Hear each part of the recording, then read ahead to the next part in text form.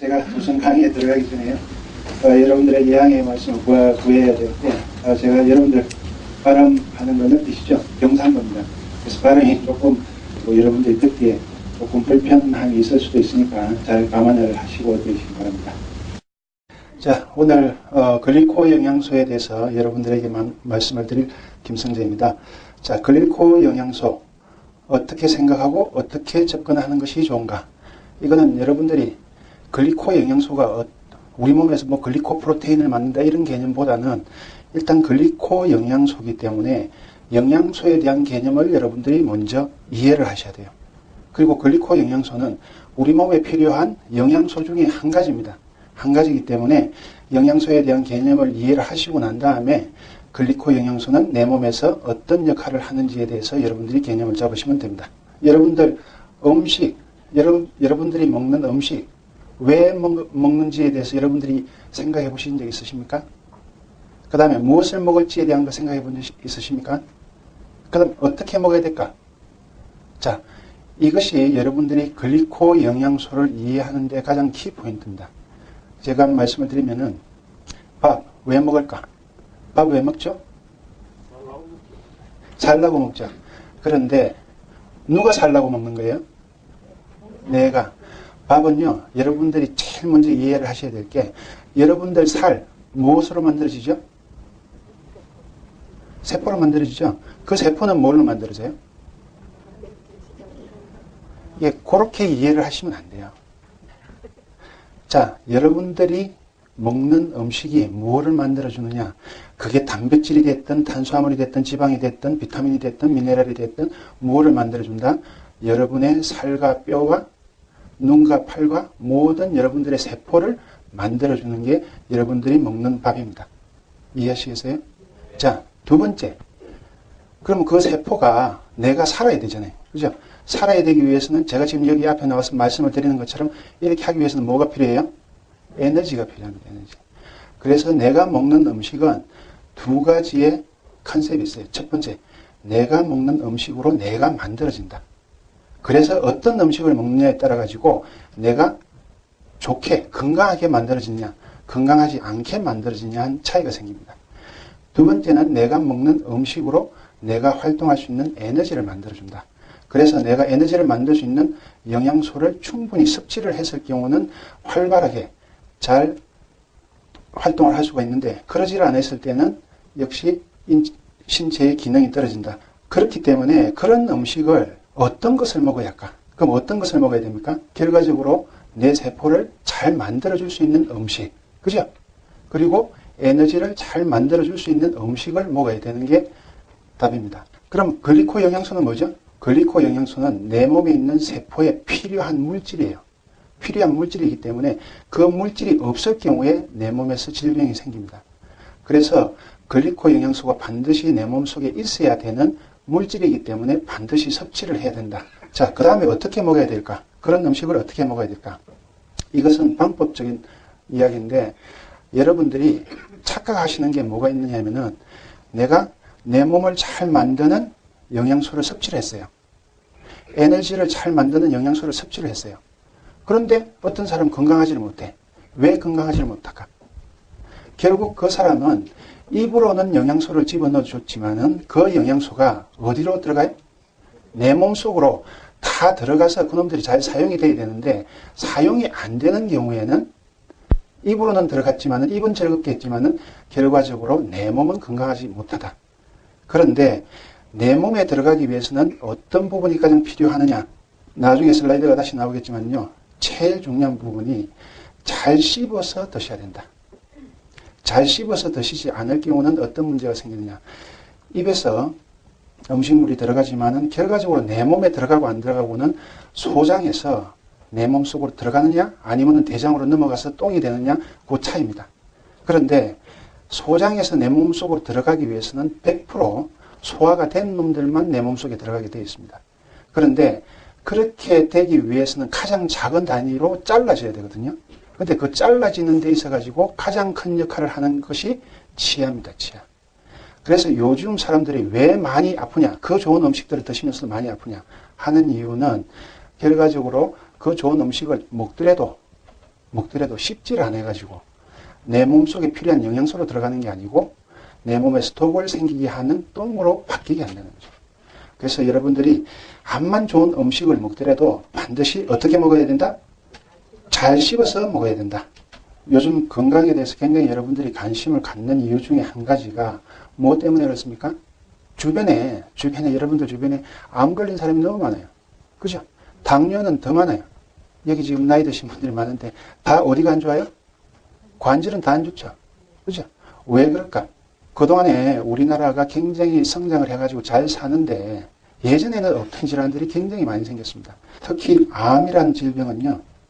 앞으로 5년 이내에 여기 계신 분의 4분의 1은 암 환자예요. 5년 이내에 여기 있는 4분의 1이나 3분의 1은 암 환자입니다. 두 번째, 당뇨. 당뇨는 지금 당뇨 대란이라고 이야기하고 있습니다. 현재 당뇨병으로 약을 드시고 있는 분들이 약 200만 정도 되고요. 당뇨 대기 환자들이 한 1000만 정도 됩니다. 그리고 관절염. 관절염은 예전보다 왜 빈도수가 많아졌냐? 고령화 사회로 가기 때문에 자동적으로 생기는 질환이에요. 생기는 질환인데 세포적인 관점에서 보면은 암은 세포가 어떻게 된 거예요? 변이가 된 겁니다. 정상세포가 아니고 암은 우리 정상세포하고 모양이 다른 모양으로 변이가 된 거고요. 그 다음에 당뇨는 어떤 질병이죠? 세포 속으로 영양소가, 내가 먹은 영양소가 들어가야 되는데 들어가지 못하는 질병이에요. 그죠? 들어가지 못하고 어디에 있어요? 당이? 혈관 속에 들어있단 말이에요. 혈관 속에 많이 들어있다 보니까 혈관 속에서는 당을 180 이상은 가지고 있지를 못해요. 그래서 소변에서 당뇨 있는 사람들은 180 이상이 넘을 경우는 소변으로 배출을 시킵니다. 자, 관절염은 어떤 질환이냐? 관절에 있는 세포가 어떻게 됐어요? 닳아가지고 망가진 질병입니다. 그런데 이런 질병들이 왜 이렇게 많이 생기느냐 하면은 우리나라가 급속도로 빠른 시간 내에 산업화의 과정으로 인해 가지고 급속도로 성장하는 바람에 산업화에 대한 대가로 선물을 받은 거예요. 그 선물이 뭐죠? 오염이라는 선물입니다. 오염. 무엇을 오염시켰어요? 공기를 오염시키고, 두 번째 물을 오염시키고, 세 번째 땅을 오염시켰어요. 그런데 공기를 오염시키고 물을 오염시키고 땅을 오염시키는데 내 건강하고 내 세포하고 무슨 관계가 있어요? 그놈들이 내 몸에 있는 세포를 변화를 줄 수 있는 부분들이 있습니까? 왜? 공기 중에 뭐를 먹어야 돼요? 산소를 먹어야 되잖아요. 그렇죠? 물은 먹어야 되고 그 다음에 땅에서 자라나는 음식을 섭취를 해줘야 돼요. 그럼 아까 제가 말씀드렸듯이 내 몸을 건강하게 튼튼하게 만들기 위해서는 어떻게 돼야 돼? 깨끗한 음식, 오염되지 않은 음식, 오염되지 않은 물, 오염되지 않은 공기를 내가 흡입해야 되는데 그게 안 되다 보니까 오염된 음식, 오염된 물, 오염된 공기를 섭취하다 보니까 내 몸에 있는 세포가 망가지는 쪽으로 가더라. 그죠? 이제 망가지는데 특별히 어느 놈은 관절염을 일으키고 어느 놈은 당뇨병을 일으키고 어느 놈은 암을 일으키더라. 그거는 그 사람의 몸의 상태에 따라서 그런 질병을 야기를 시킵니다. 그래서 건강이란 그럼 그 개념이 어떤 것이냐 보니까 정신적으로 육체적으로 안정된 상태를 건강이라고 말한다. 이게 마음적으로 그죠? 육체적으로 안정된 상태를 건강이라고 이야기하는데 여기서 여러분들이 이제 머릿속에 이해를 해 놓으셔야 될 게 내가 건강하려고 그러면은 내 몸에서 최소 단위인 뭐가 건강해야 돼요? 세포가 건강해야 되거든. 결과적으로 건강한 상태라는 것은 무엇이 안정된 상태? 세포가 안정된 상태다. 그럼 그 세포가 안정이 되기 위해서는 뭐가 필요해요? 제일 첫 번째, 그 세포 모양을 잘 만들 수 있는 뭐가 있어야 돼? 원료가 있어야 돼. 그죠? 원료가 어떻게? 골고루. 나사못이 필요한 거는 나사못이. 베니아판이 필요하면 베니아판이. 그런 식으로 골고루 있어야 세포라는 모양을 정상적으로 잘 만든다. 그리고 그 세포가 잘 살 수 있도록 거기에 필요한 영양소가 충분히 공급이 되어야 된다. 그죠? 그리고 세 번째가 세포가 어디에 들어있어요? 세포가 어디에 살죠? 물 속에 삽니다. 물 속에. 그죠? 물 속에 살기 때문에 물의 조건이 좋아야 됩니다. 왜? 우리 인체는요, 깨끗한 물이 필요한 게 아니고, 뭐가 필요해? 인체에 필요한 물이 필요해. 인체에 필요한 물이라는 게 뭐냐면은, 인체에 필요한 물은 물 속에 뭐가 녹아져 있어야 돼요? 미네랄이 녹아져 있는 물이 들어있어야 된다. 그래서 그 물의 조건이 상당히 중요합니다. 그래서 세포가 건강하기 위해서는 세포에 필요한 영양소가 충분히 있어야 되고, 두 번째는 그 물의 조건이 좋아야 된다. 자, 그럼 질병이란 뭔가? 질병이란 보통 우리가 질병 그러면은 뭐를 생각해요? 감기 그러면 뭐를 생각하죠? 바이러스, 세균, 곰팡이 이런 거 생각하죠? 그죠? 그 놈들이 질병을 일으킵니까? 질병을 일으키잖아요. 그동안에 여러분들이 그렇게 교육을 받았잖아요. 그죠? 그런데 질병을 일으키기 위해서는 그놈들이 질병을 일으키기 위해서는 어떤 부분이 있어야 되느냐? 전쟁을 하기 위해서는 전쟁을 해가지고 이기기 위해서는 공격하는 사람이 방어하는 사람보다 힘이 몇 배가 강해야 돼요? 최소한 3배의 힘을 가지고 있어야 이길 수가 있습니다. 여러분들 몸속에 세균이나 바이러스나 곰팡이가 암만 있더라도 그놈들이 번식할 수 있는 조건이 형성이 되지 않을 경우에는 절대 질병이 일어나지 않습니다.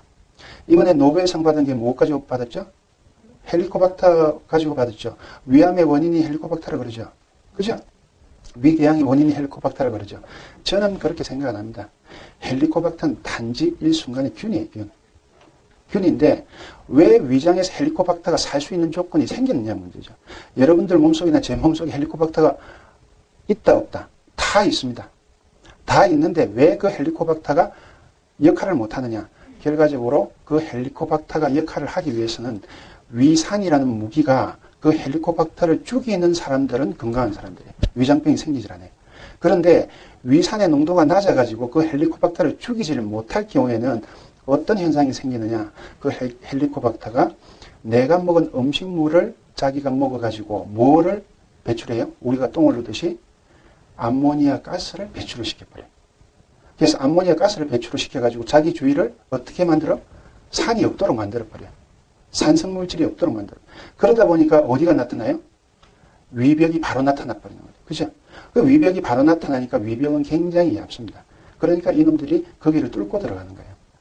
그래서 여러분들이 질병에 대한 개념은 특히 여기 글리코 영양소를 공부하고 같이 나누고 하기 위해서 오신 여러분들은 질병에 대한 개념은 절대 세균이나 바이러스나 곰팡이나 뭐 에이즈를 일으키는 바이러스 이런 것들이 일으킨다고 생각을 하시면 안 돼요. 왜? 일으키는 거는 내가 그놈들한테 그놈들이 번식할 수 있는 충분한 조건의 장소 제공을 해줬을 때만 질병이 일어나는 거지 그런 충분한 조건을 주지 않았을 때는 절대 질병은 일어나지 않는다. 대표적으로 저는 약국을 하기 때문에 가끔 이런 질문을 받습니다. 선생님, 아니 나는 무좀이 있는데 우리 집 사람은 내가 같이 자니까 발로 막 비벼도 그 사람 무좀이 안 생기네요. 왜 그래요? 왜 그렇죠?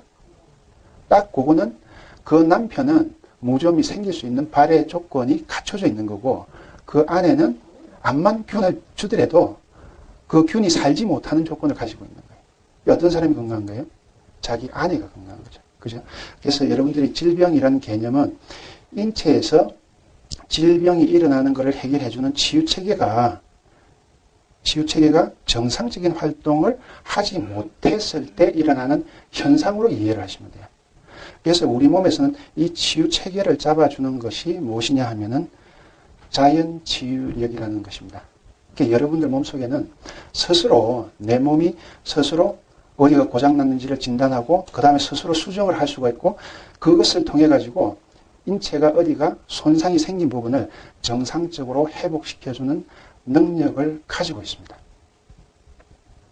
가지고 있는데 이 능력이 떨어지는 사람일 경우에 보통 우리가 이야기하는 면역이 약하다. 그죠? 나이가 드신 분들은 면역이 약하다 그러죠? 젊은 사람들은 면역이 강한데 나이가 드시면 면역이 약하다. 왜 그러냐? 나이가 들수록 우리가 피부가 어떻게 돼요?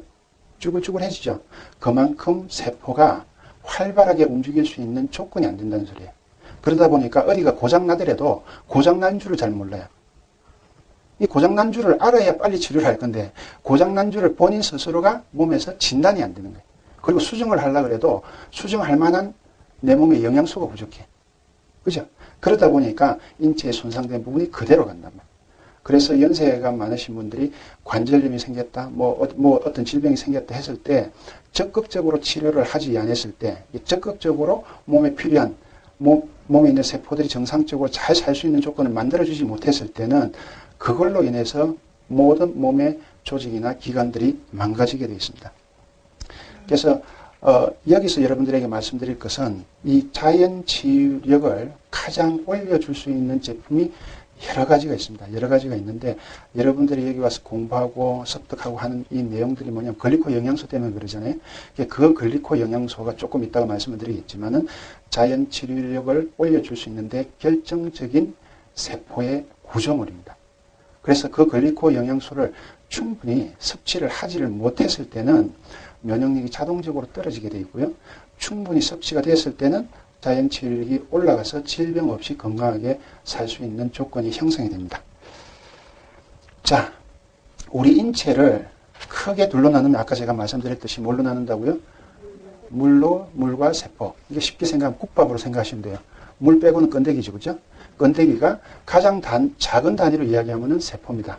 세포인데 이 세포는 각기 장소에 따라서 자기가 있는 장소에 따라서 모양이 틀려요.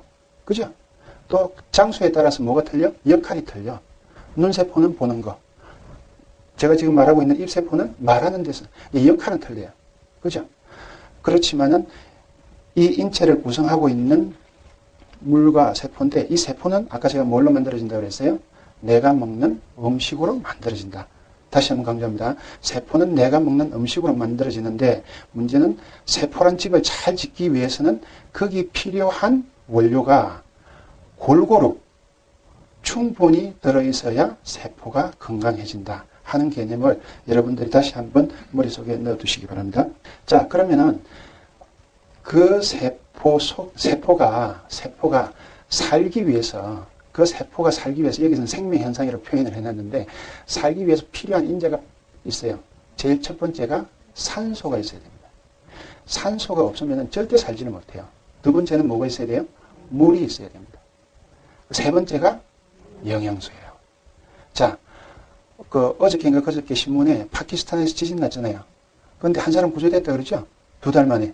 2달 만에 구조가 됐는데 체중이 한 30kg 정도 빠진 것 같아 보니까. 눈만 끔뻑끔뻑 하는데 그 사람이 살 수 있었던 조건이 뭐였을까? 산소예요. 여러분들 옛날에 사북탄강인가? 거기에 양창선신가 갇혔을 때, 그죠? 탄강이 무너지면 제일 먼저 바깥에서 해주는 게 뭐죠? 파이프부터 꼽아요. 왜? 뭐 해주기 위해서? 공기를 넣어주기 위해서. 그죠? 일단 내가 구조할 동안에는 산소가 있어야 되거든. 근데 그 안에 산소는 하루나 이틀 지나면 다 써버린단 말이에요. 자, 여러분들이 여기서 저하고 같이 한 10시간 정도 이야기를 하면은 전부 다 어떤 증세가 나타나는지 아세요? 두통 증세가 나타납니다. 왜? 환기를 안 시키고 밀폐된 공간에는 산소가 한정이 되어 있어요. 저처럼 이야기를 계속하면 산소를 많이 쓰잖아요. 그죠? 그럼 여러분도 숨을 쉬어야 되니까 계속 쓰죠. 그러면 요 속에 뭐가 많이 생겨요? 탄산가스가 많이 생겨요. 산소는 줄고. 그러면은 몸의 기능이 점점 떨어져요. 그럼 여러분들이 어떤 상태가 되느냐? 지금도 꾹꾹꾹 졸고 계신 분들이 생기는데 점점 에너지를 못 만드니까 눈꺼풀이 떨어진단 말이에요. 그죠? 그래서 생명현상의 세포가 살기 위해서 가장 중요한 인자는 산소다. 두 번째가 물이다. 세 번째가 영양분이다. 자, 여기서 여러분들에게 퀴즈 하나 내겠습니다. 사람을 가장 빨리 죽이려고 그러면 어떻게 하면 죽입니까? 네, 지난번에 텔레비에서 한 분 떡 먹다가 돌아가셨죠? 그죠? 그러니까 여러분들이 암만 글리코 영양소를 많이 집어넣어줘가지고 세포를 튼튼하게 만들어놔도 갑자기 숨통을 딱 꺼내버리면 어떻게 돼요? 죽어버려요. 그래서 가장 중요한 게 글리코 영양소도 중요하지만은 산소가 굉장히 중요합니다. 요즘 여러분들 항산화제 하는 이야기 들어봤죠? 항산화제가 왜 중요한지 아세요? 항산화제가 활성산소가 세포를 공격해가지고 세포를 망가뜨린다 그러죠? 그 외에 또 아시는 거 있으세요? 그 외에? 항산화제가 중요한 이유는 그 세포를 망가뜨리는 활성산소를 정상산소로 바꿔줘요.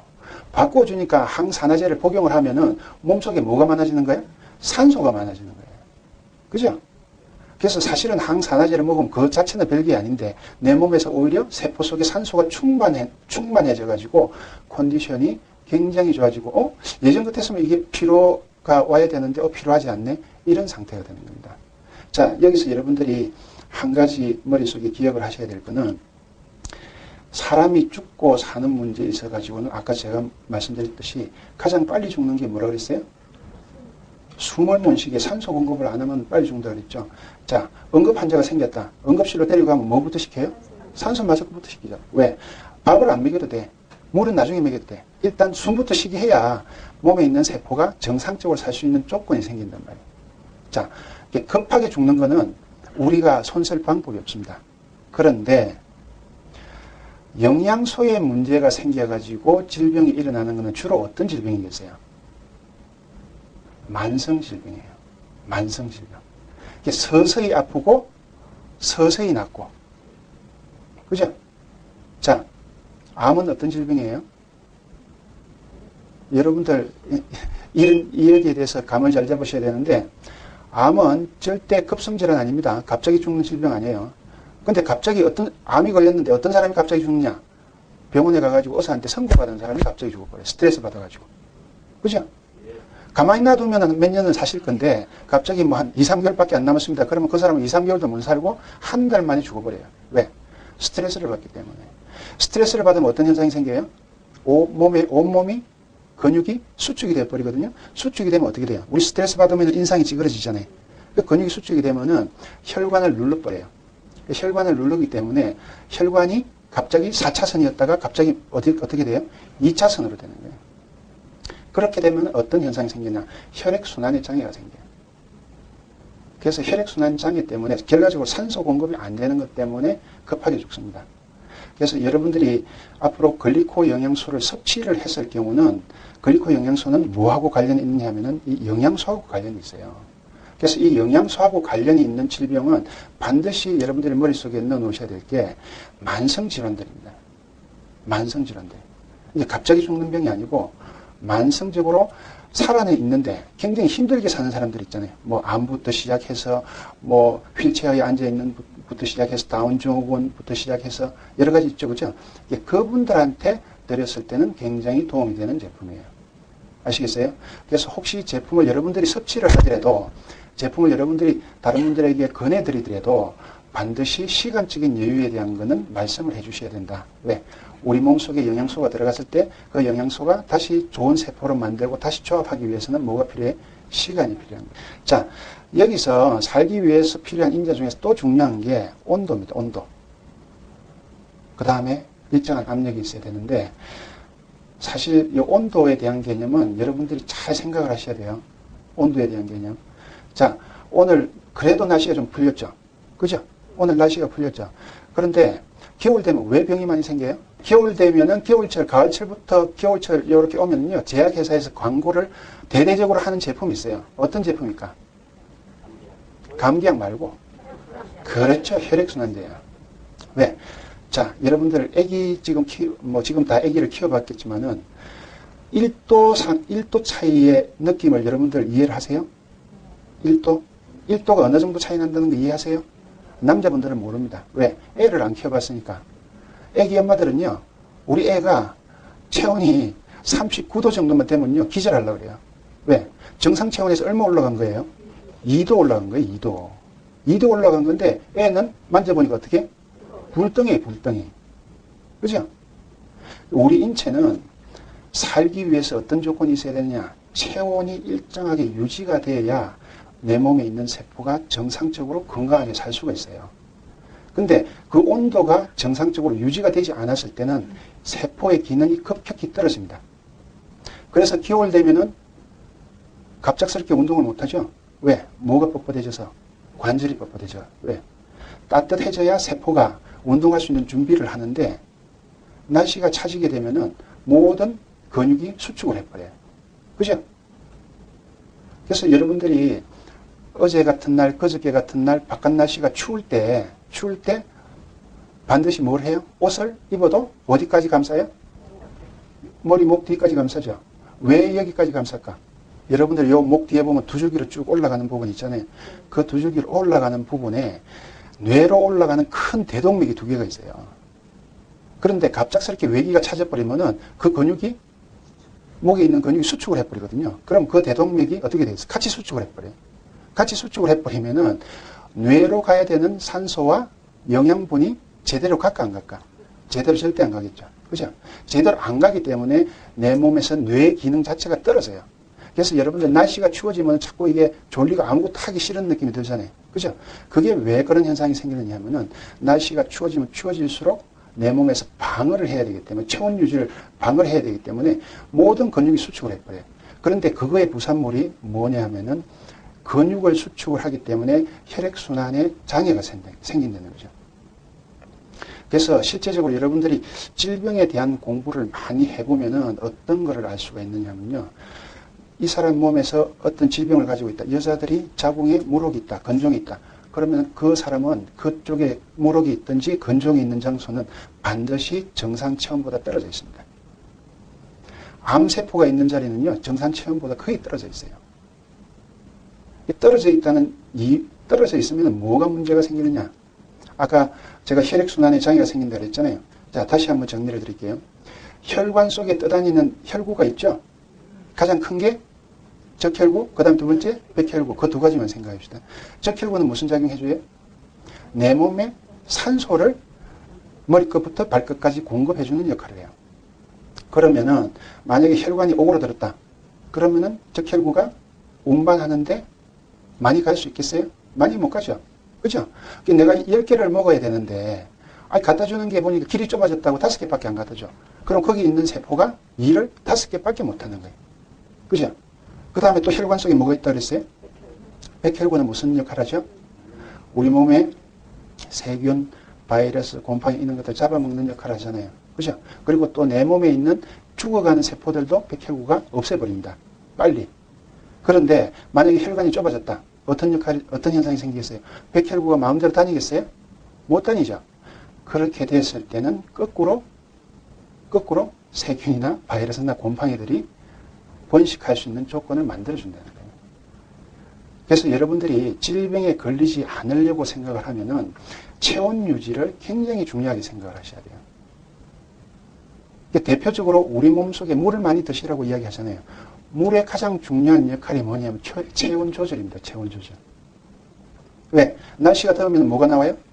땀이 나오죠. 그죠? 날씨가 안 더우면 땀이 안 나오죠. 땀이 나가는 이유는 그 내 몸속에 많아져 있는 열기를 물과 함께 빨리 열을 내보내는 작용이거든요.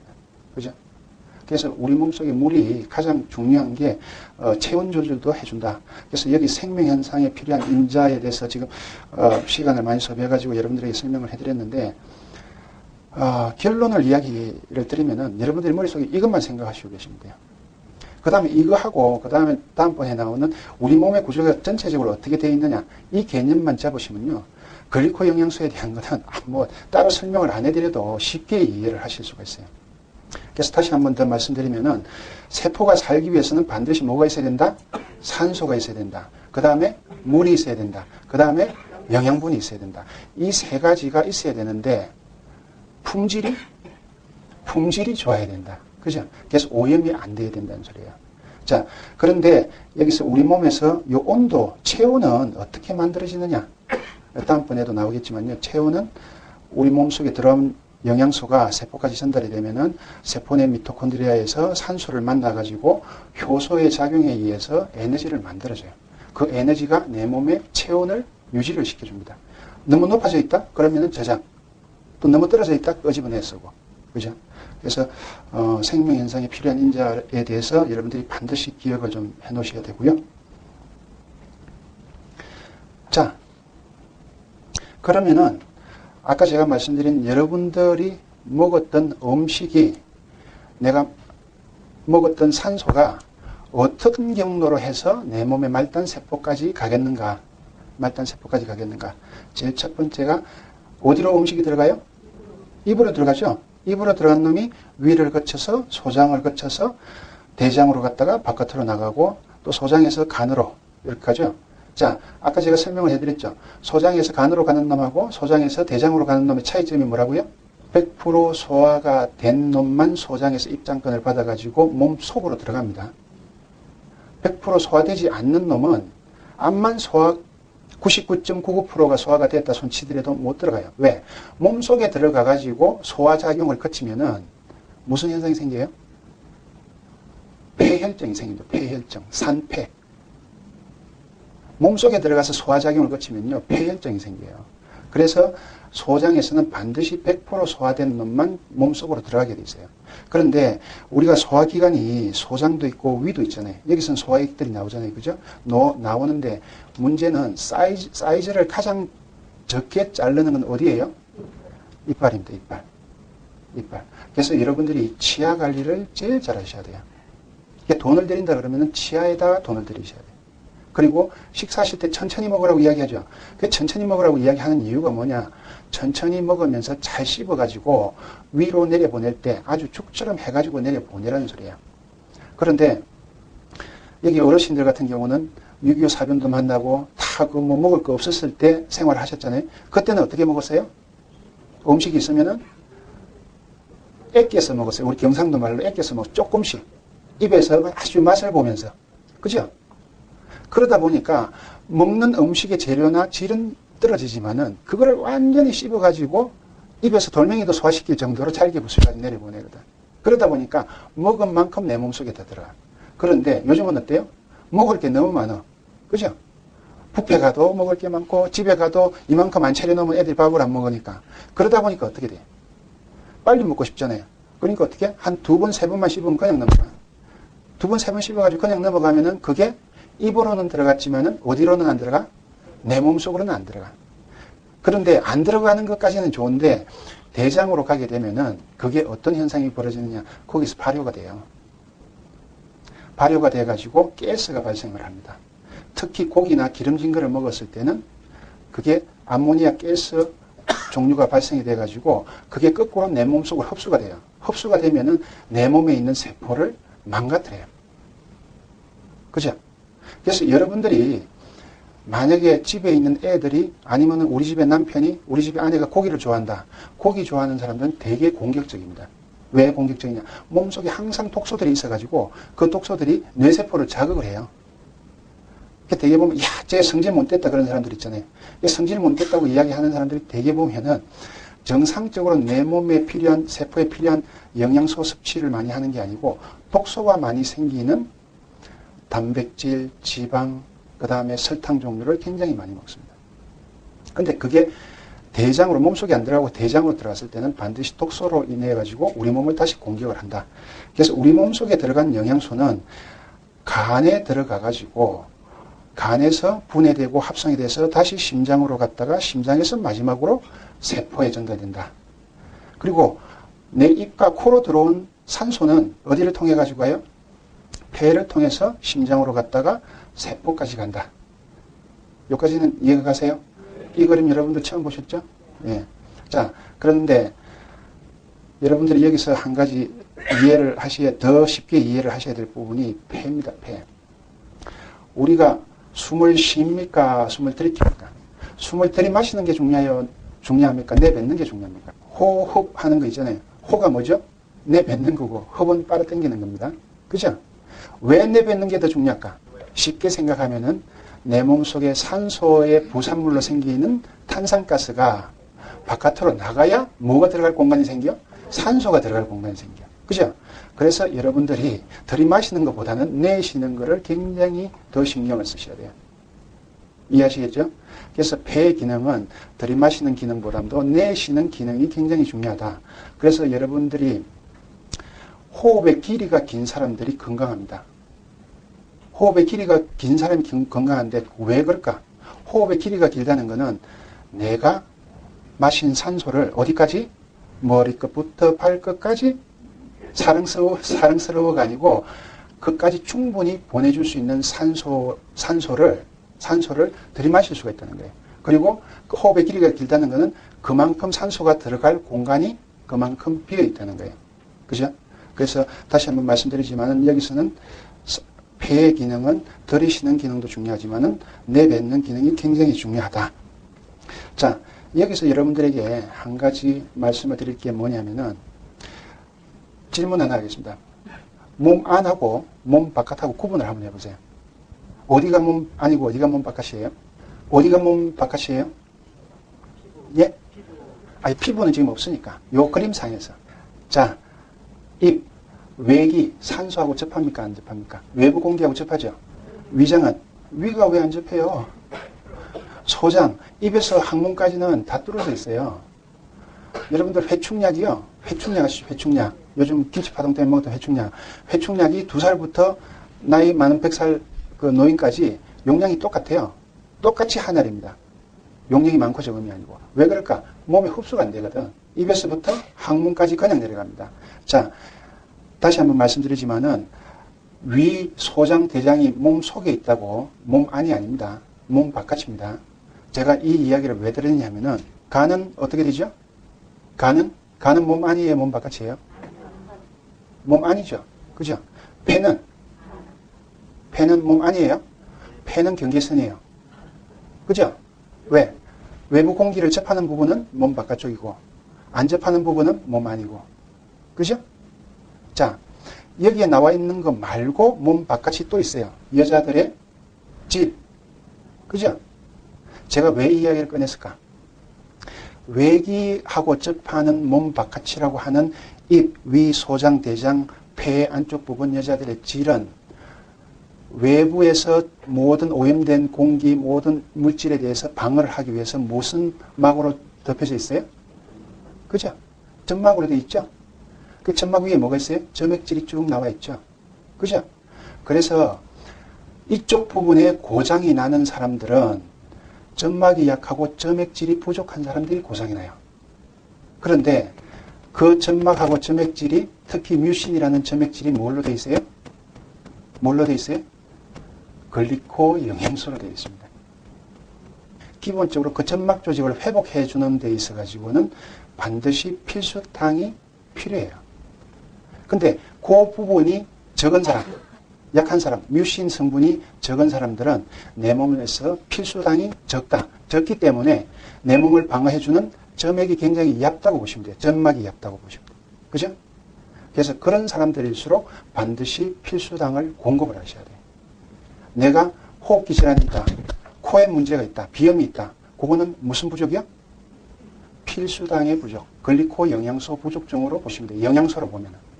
그죠? 네. 그래서 제가 특히 여러분들에게 이해를 쉽게 시키기 위해서 알려드린 내용이고요.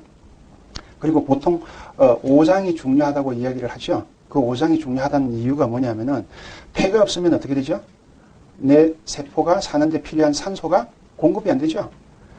간이 없으면은 내 몸에 필요한 영양소를 만들어주지 못합니다. 심장이 없으면은 내 몸에 필요한 산소와 영양분을 내 몸의 세포 끝까지 보내주지 못해요.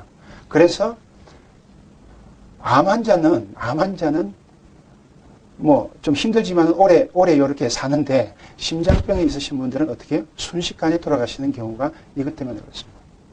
아시겠죠?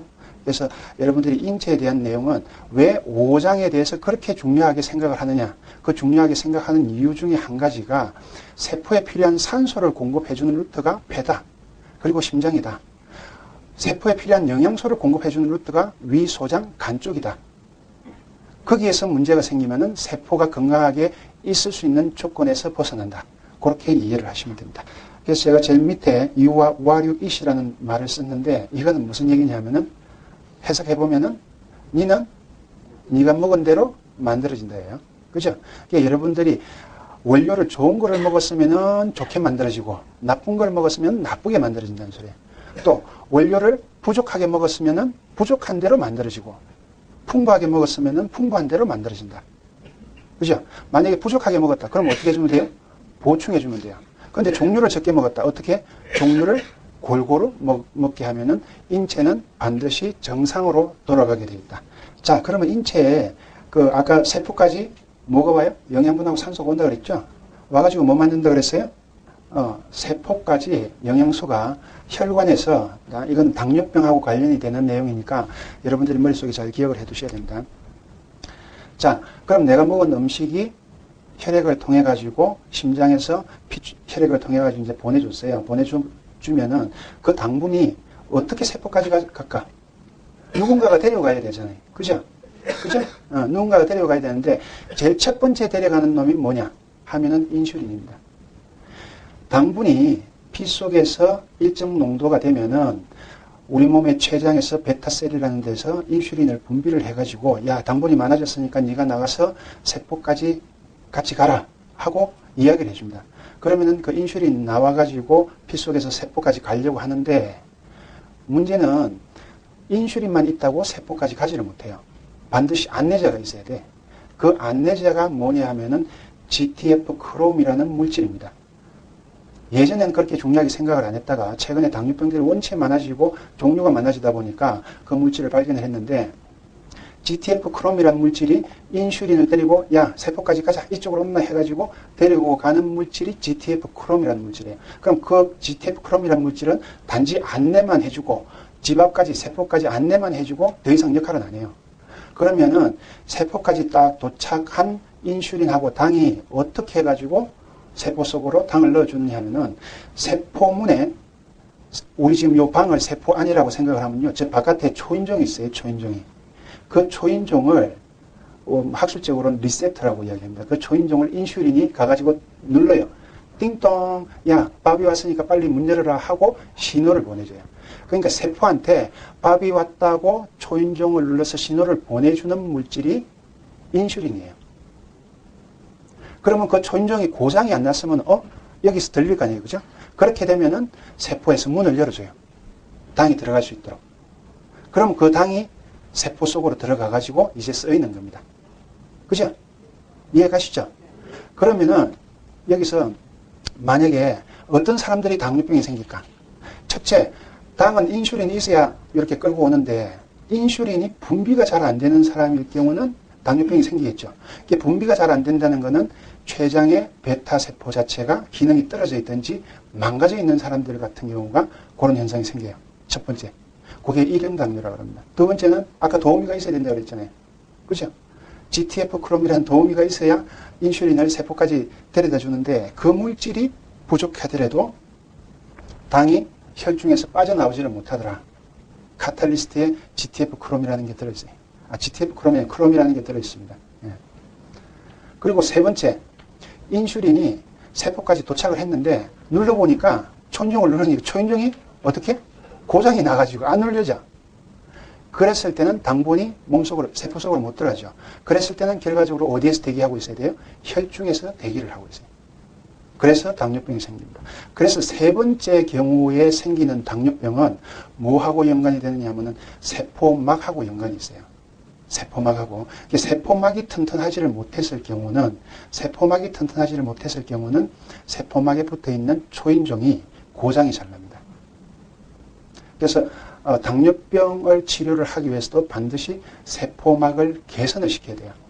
그 세포막을 개선시키는 물질이 레시친이라는 물질입니다. 레시친이라는 물질인데 우리 국내에는 지금 암브로토스 제품 자체가 암브로토스만 들어있는데 미국에서 나오는 제품은 암브로토스에다가 레시친이 들어있는 제품이 들어있습니다. 나오고 있습니다.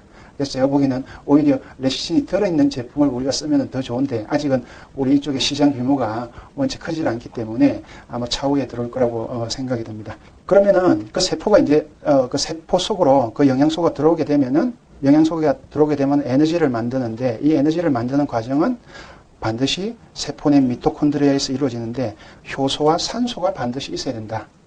효소와 산소가 있어야 에너지를 만든다. 이해하시겠죠? 자, 에너지를 만들고 나면 반드시 뭐가 생긴다? 쓰레기가 생긴다. 연탄 가지고 연탄불을 피우고 나면 재가 생기죠. 반드시 생기는 게 쓰레기가 생긴다. 여기서 여러분들이 효소에 대한 내용을 기억을 많이 해 놓으셔야 돼요. 우리 몸에서 몸속에 모든 영양소가 들어오게 되면요. 모든 영양물질은 효소의 작용을 받아야 된다. 왜? 분해가 되기 위해서도 효소의 작용을 받아야 되고 합성이 되기 위해서도 효소의 작용을 받아야 돼요. 근데 그 효소가 현대병은 요즘은 효소 부족증이라고 그러거든요. 효소 부족증에 의해서 현대병이 생긴다고 그러는데 왜 그러느냐? 요즘 여러분들 생식을 먹으면 몸이 좋아진다고 그러죠? 생식을 먹으면 그 생식 속에 뭐가 들어있기 때문에 몸이 좋아질까? 결과적으로는 살아있는 효소가 많이 들어있기 때문에 음식을 굽거나 삶거나 했을 경우는 반드시 효소가 죽어버려요. 왜? 50도 넘어가면은 효소 자체가 죽어버립니다. 그래서 우리 몸에서 효소를 잘 활용을 하셔야 됩니다. 그래서 과식하지 마라. 많이 먹지 마라. 왜 많이 먹지 마라 그래요? 소화하는데 내 몸에 있는 효소를 많이 써버리면요. 내 몸 안에서 써야 되는 효소가 줄어버려요. 그렇게 되면 어떤 현상이 생기느냐. 우리 몸 속에서 우리 몸을 지키고 있는 백혈구가 효소를 무기로 사용을 하고 있어요. 그럼 백혈구 사용할 무기도 적어.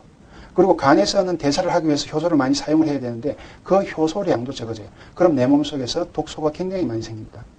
그래서 소식을 해야 건강하다는 이야기 자체는 뭐냐 하면은 소식 자체보다는 내 몸에 효소를 적게 사용하는 식사 방법을 택하는 소리예요. 그거는 다른 말로 이야기하면은 그 음식 자체에 효소가 들어있는 물질을 내가 복용을 했을 때는 내 몸에 있는 효소는 최소한으로 쓸 수가 있다. 그리고 이제 여기서 에너지를 만들어주는 영양소는 탄수화물, 글루코스, 첫 번째는 글루코스, 두 번째는 지방, 세 번째는 단백질인데, 여기서 제가 이제 영양소에 대해서 한 가지만 더 말씀을 드리면은, 일단 모든 영양소는요, 글루코스로 몸에서 다 씁니다. 다 쓰고 난 다음에 부족했을 때 지방을 써요.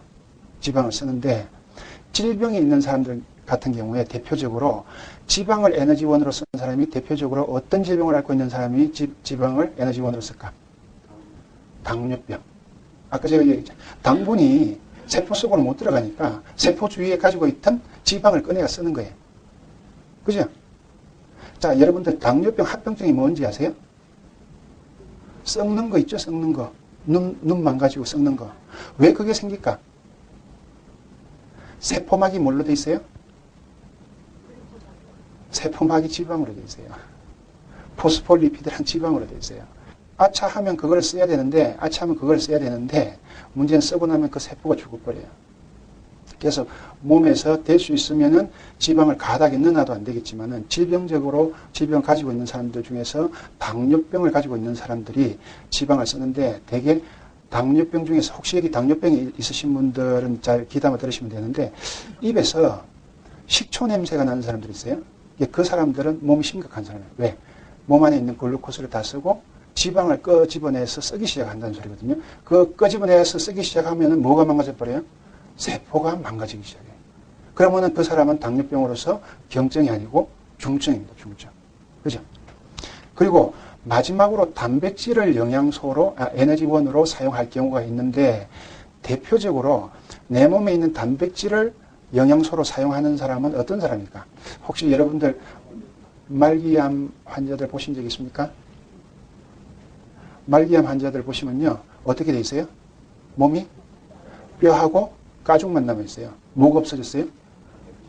근육이 없어졌어요. 네. 그게 왜 그러냐 하면은 말기암 환자들 같은 경우는 내 몸속에 필요한 영양소를 글루코스로 써야 되는데 글루코스 섭취를 못해요. 위장관이 다 망가져가죠. 그러다 보니까 내 몸에 있는 에너지를 써야 되는, 에너지원으로 뭔가 써야 되는데 글루코스도 다 썼다, 지방도 다 썼다, 그 다음에 뭐도 써? 남아있는 게 단백질밖에 없어요. 그러니까 이제 단백질을 쓰기 시작하면은 거의 몸 상태가 어떻게? 이제 지하로 내려가야 되는 상태입니다. 왜? 단백질이 우리 몸에서 뭘 만들어줘요?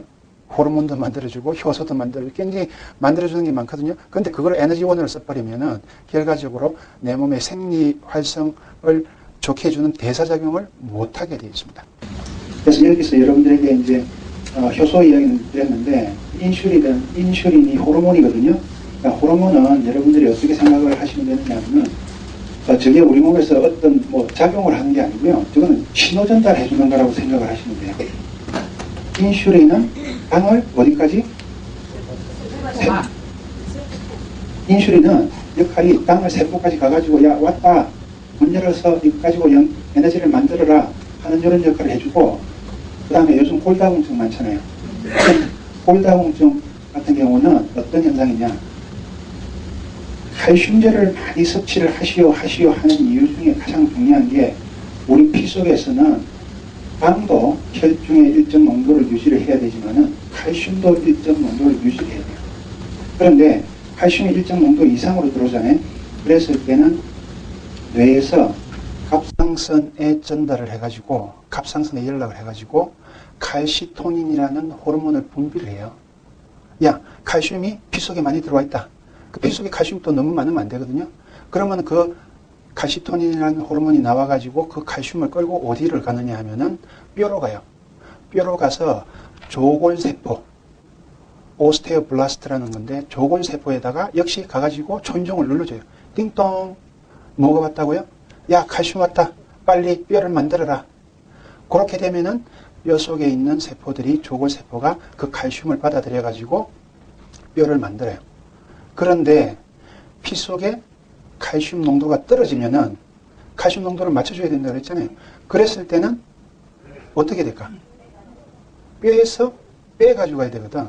그때는 어떤 역할을 하느냐 하면은 뇌에서 부갑상선이라는 데가 있습니다. 부갑상선에다가 연락을 해가지고 부갑상선 호르몬을 분비를 시켜요. 분비를 시켜가지고 어디를 보내느냐? 뼈에다 보내요. 뼈에다 보내가지고 뼈에 파골세포라는 게 있습니다. 오스테오클라스트라는 파골세포가 있는데 그 파골세포한테 가가지고 초인종을 눌러요. 야, 피 속에 칼슘이 부족하니까 빨리 어떻게? 뼈를 부셔가지고 세포 속으로 피 속으로 칼슘을 보내줘라. 그런 역할을 합니다. 그래서 호르몬은 우리 몸속에서 특별하게 몸에서 어떤 다른 역할을 해주는 게 아니고 전달해주고 연락해주고 뭐가 문제가 있으니까 빨리 이렇게 해라 하는 역할을 해줍니다. 남성 호르몬은 뭘 해줘요? 남성 호르몬, 여성 호르몬 똑같아요. 그죠? 신호 전달만 해주는 겁니다. 그래서 그 호르몬이 우리 몸속에 정상적으로 잘 작동이 돼야 인체가 밸런스를 유지를 해요. 그죠? 효소가 충분히 있어야 내 몸에서 잘 분해시키고 또 새로운 거를 잘 만들 수가 있어요. 그래서 이 호르몬과 효소의 중요성이 굉장히 많습니다. 그런데 그 두 가지 특징이 한 가지 있어요. 뭐죠? 원료가 단백질이에요. 그래서 사람들이 그 원료가 단백질이라고 생각을 해가지고 단백질을 많이 먹으면은 그게 잘 만들어질 걸로 생각을 하는데 절대 오산입니다. 우리 몸속에서는요, 단백질이 하루에 몸속에 들어갈 수 있는 양이 한정이 돼 있어요. 그게 뭐냐면은 우리 몸속에서는 보통 70kg 기준 해가지고 단백질이 하루에 한 110g에서 120g 정도 사용이 되거든요. 근데 실제적으로 내가 매일 섭취해줘야 되는 단백질 양이 얼마 정도냐 보니까 얼마 정도 섭취하면 되겠어요? 110g, 120g 다 섭취를 해야 되죠. 그죠? 그런데 실제적으로 보니까 한 4, 50g만 넣어줘도 되더라. 그러다 보니까 몸에서 단백질을 분해시켜주는 효소도 그 정도밖에 안 만들어놔요. 그런데 우리 보통 고기 먹으면 얼마큼 먹어요? 보통 방근이 몇 g이에요? 그럼 몇 배예요? 6배 정도 되죠? 그럼 6배 정도 되는 효소를 단백질 분해시키는데 써야 되는데 그렇게 쓰면은 어디에 게 부족된다고요? 몸 안에 있는 효소가 부족된다 그랬죠? 그 몸 안에 있는 효소가 부족되면은 어떤 현상이 생겨요? 면역 기능이 떨어져요. 그런데 왜 몸에서 필요한 거는 110g, 120g이 필요한데 먹어야 되는 거는 한 4, 50g 밖에 안 되느냐? 왜 그럴까? 그럼 70g은 어디서 구할까? 내 몸 속에서 단백질이 쓰다가 죽은 놈들이 있어요. 그죠? 그 놈들을 전부 다 모아가지고 리사이클링 한다. 어디에서? 간에서. 그죠? 간에서 리사이클링 해요. 그래서 남자들이 간 기능이 떨어지면은 호르몬 기능이 급격히 떨어집니다. 간 기능이 좋아지면 남성의 기력이 훨씬 더 좋아지고요. 고기는 얼마큼 먹으라고요? 4, 50g이 기준이 어떤 거냐면요. 손가락 2점이에요, 손가락 2점. 그러니까 그 고기 양이 뭐냐면은 참 우리 대한민국 사람이 지혜가 있습니다. 어머니들이. 어디에 들어간 고기가 그 정도 될까? 된장찌개. 그죠? 찌개에는 고기 있잖아요. 그 정도가 우리 몸에 필요한 양이라고 보시면 돼요. 근데 우리가 고깃집에 가면은 한 점이 그 정도 되죠. 그죠?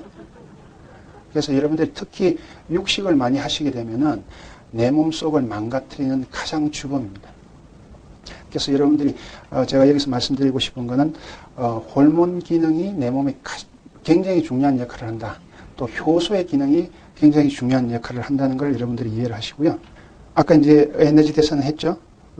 그렇게 해가지고 영양소가 들어온 거는 여기서 에너지를 만들고 그 다음에 쓰레기가 나오는데, 자, 에너지 대사를 하면서 나오는 부산물이 하나 있어요. 그 부산물이 뭐죠? 일반 쓰레기 말고 산소를 쓴 재료, 부산물이 생기는 게 활성산소입니다.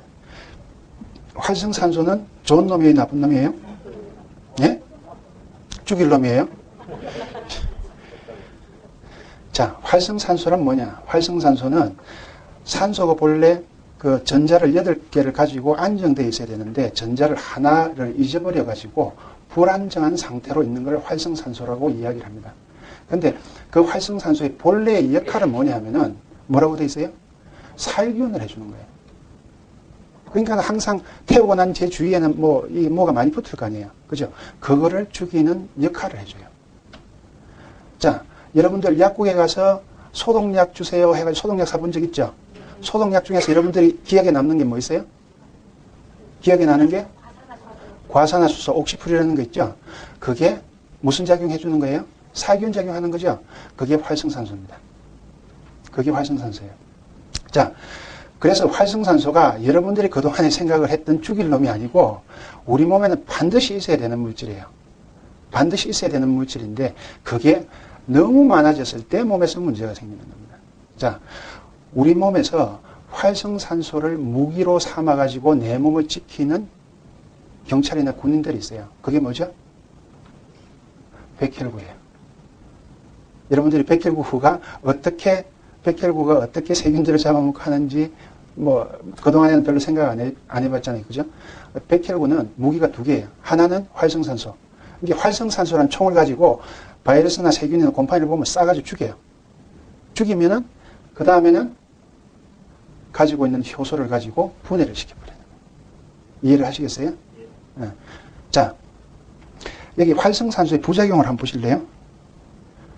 활성산소의 부작용이 어떻게? 세포를 파괴시킨다 되어 있죠? 또 변이시킨다 되어 있죠? 그러니까 아까 제가 이야기하는 면역세포들이 활성산소의 부작용을 응용하는 겁니다. 왜? 바이러스나 세균을 죽일 때 많이 넣어줘가지고, 많이 보내줘가지고 그 세포막을 망가뜨려버리는 거예요. 이해하시겠죠? 네. 그래서 활성산소라는 것은 나쁜 놈이 절대 아니다.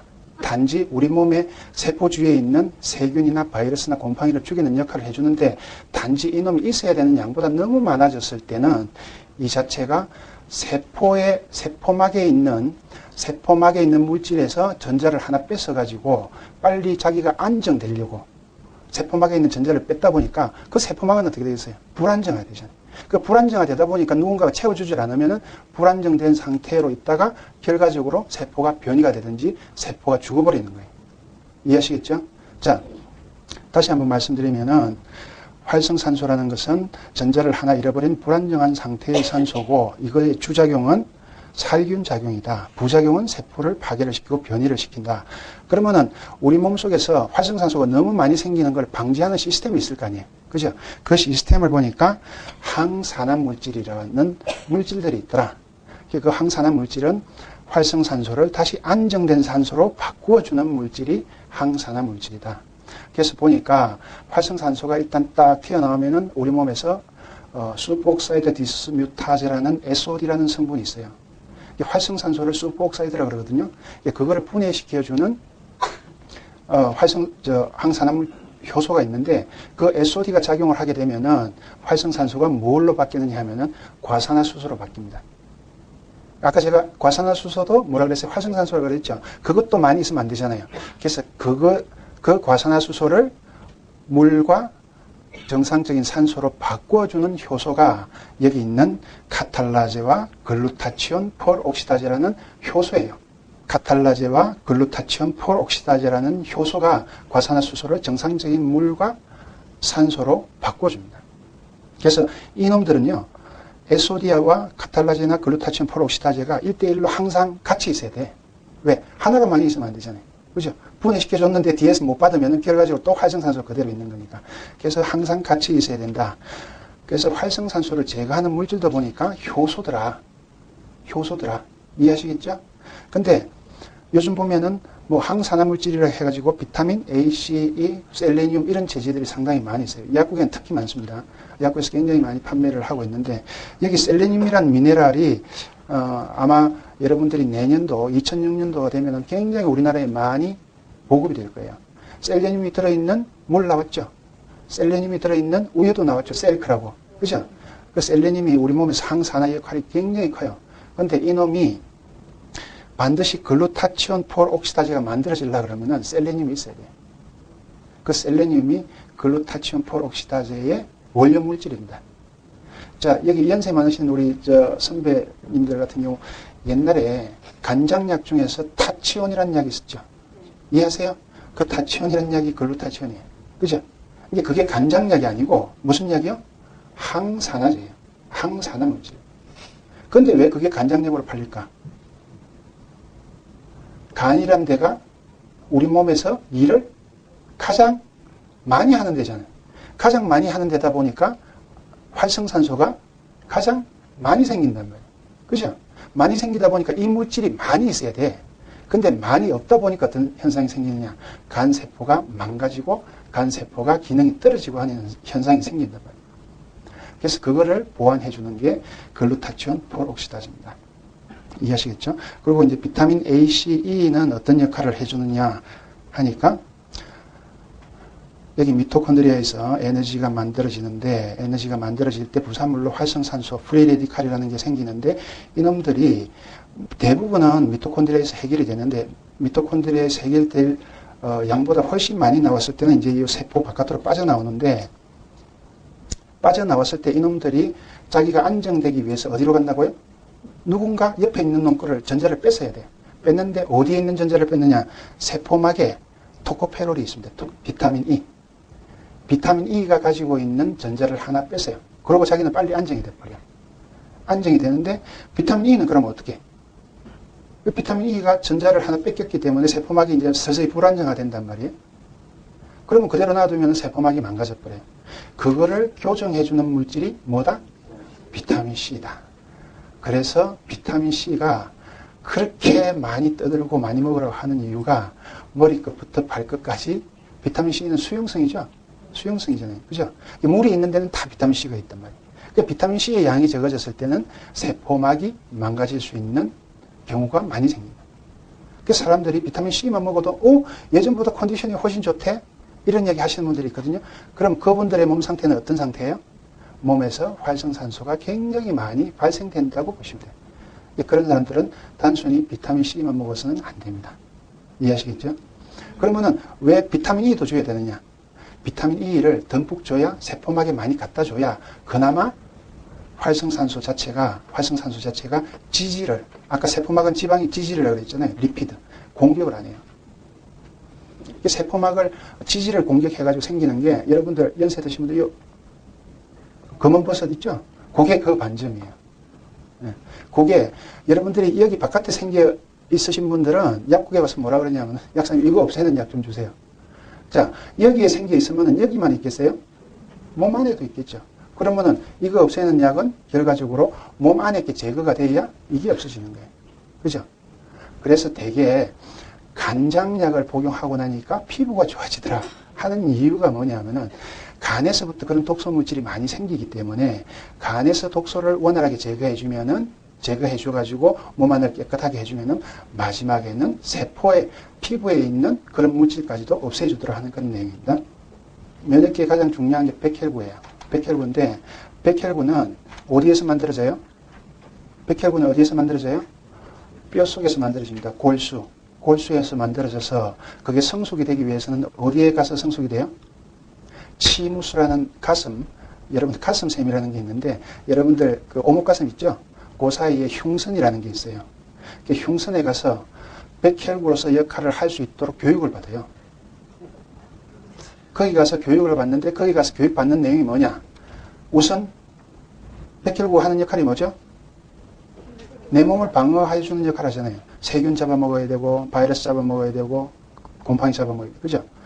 그러다 보니까 잡아먹는 역할을 하니까 백혈구한테 제일 먼저 교육시키는 게 내 몸에 있는 정상세포의 모양은 이런 모양이니까 절대 이런 모양들은 너희들이 건드리면 안 된다. 그거 교육을 받아요.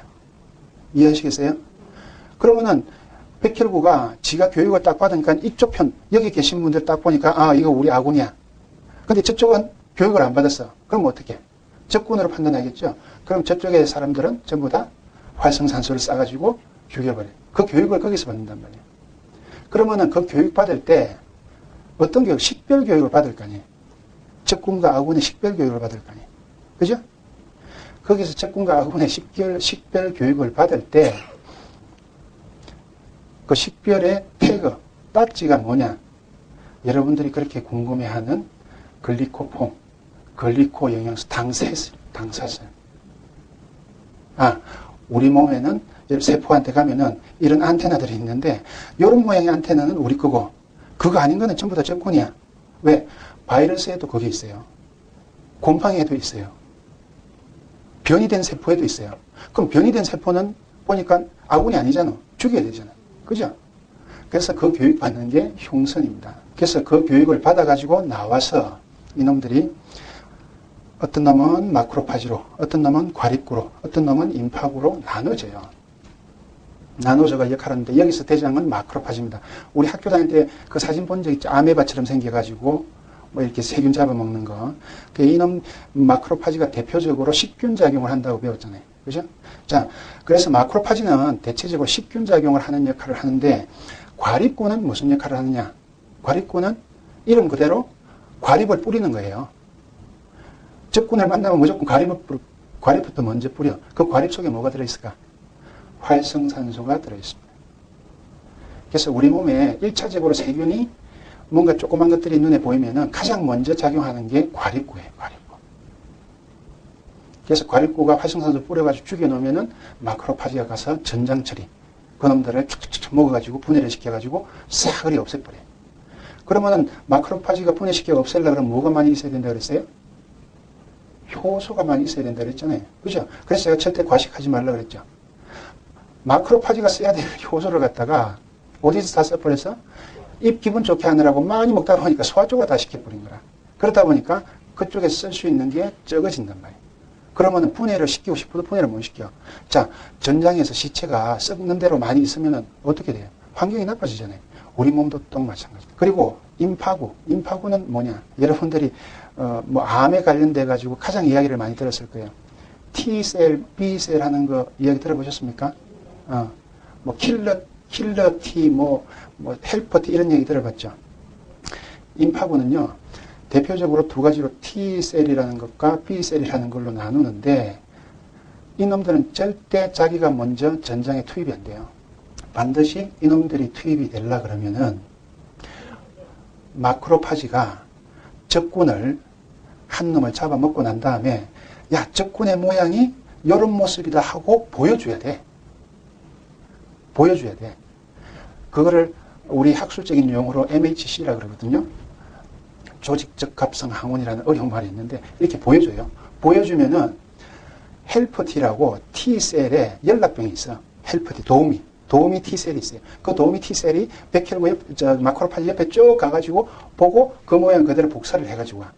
복사를 해가지고 본대에 와가지고 자, 전투병들 다 들어라. 전투병들 다 들어라. 해가지고 지금 적군의 모습은 이런 모습이다.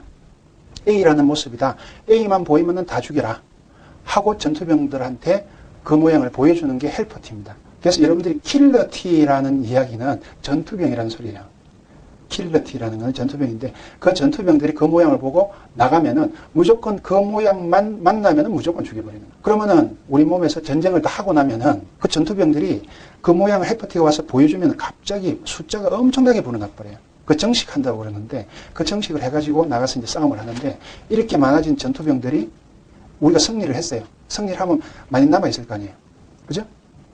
그 남아있는 거 다 어떻게 해요? 데리고 살아야 되는데 근데 우리 몸이 기가 막히게 잘 되어 있는 게 서프레스티라는 게 있어가지고 그 전투병들이 이제 승리해가지고 돌아오면은 그 중에서 제일 똑똑하고 제일 힘 좋은 놈만 몇 놈만 남기고 자 집합 해가지고 전부 다 죽어. 그래. 그럼 다 죽어버려. 그럼 남아있는 놈은 뭐냐? 몇 놈 남아있는 놈. 그게 메모리 셀이 기억세포예요. 그래서 다음번에 그 비슷한 놈이 들어오잖아요. 그러면은 그 기억돼 있던 그 세포들이 갑자기 정식을 해버려요. 이제 마크로파지 도움을 안 받더라도. 그죠? 그 쉽게 생각하면은 우리가 독감 든다 그러잖아요. 어? 독감 든다고 그러는데 만약에 작년에 왔던 독감이 내가 안 걸리고 넘어갔어. 내가 안 걸리고 넘어갔다는 건 내가 이겼다는 소리거든. 그죠? 그러면 그거 기억하는 세포들이, 군인들이 내 몸속에 남아있단 말이에요. 근데 올해 또 찾아왔어. 그럼 걔네들은 초전박살이에요. 왜? 인식표를 알고 있으니까. 그죠? 예. 그리고 아까 B셀이라는 거는 여러분들이 그 아까 이야기하는 항체, 우리 간염, 항체 생겼다, 안 생겼다는 거 있죠? 역시 B셀도 역시 이놈들이 나가서 작전을 하려고 하면은 그 헬퍼 T의 도움을 받아야 돼. 모양이 어떤 건지를 이놈들한테 알려줘야 돼. 아시겠죠? 그래서 우리 몸속의 백혈구들은 조금 전에 말씀을 드렸지만은 몸의 무기를 반드시 뭘로 가지고 있다? 활성산소라는 물질을 가지고 있고 또 효소라는 물질을 가지고 있다. 효소를 가장 많이 가지고 있는 게 마크로파지다 하는 것을 여러분들이 이해를 하시고요. 그래서 이 우리 몸을 지키는 면역계가 인체의 방어 시스템이다. 그래서 이제 면역이 약해질 때가 언제가 약해지느냐 하면은 그냥 간단하게 여러분들에게 여러 가지 이유가 있는데 인지 기능이 떨어질 때 면역이 약해져요. 그 인지 기능이 뭐죠? 저게 악원인지 적군인지 구분을 잘 못할 때. 근데 악원인지 적군인지 구분을 하기 위해서는 아까 말씀드린 대로 인식표를 정확하게 읽을 수 있는 능력이 있어야 되고 그 인식표가 정확해야 되거든요. 근데 그 인식표가 뭐냐면은 아까 이야기한 대로 글리코 프로테인에 있는 당사슬입니다. 그리고 글리코 리피드에 있는 당사슬이고. 그래서 그 인식표를 정확하게 전달해 주기 위해서는 당사슬에 필요한 글리코 영양소를 충분히 공급을 해줘야 뭐가? 면역 기능이 올라가요. 그래서 여러분들이 내 면역이 약하다고 했을 때는 뭐에 문제가 있다고 생각을 하시면 되느냐 하면은 글리코프로테인이나 글리코리피드의 당사슬 부분이 내 몸에서 부족해가지고 저놈들이 내 백혈구가 내가 신호 전달을 해줘야 되는데 그게 없다 보니까 신호 전달을 못 해줘. 야, 백혈구에 온나?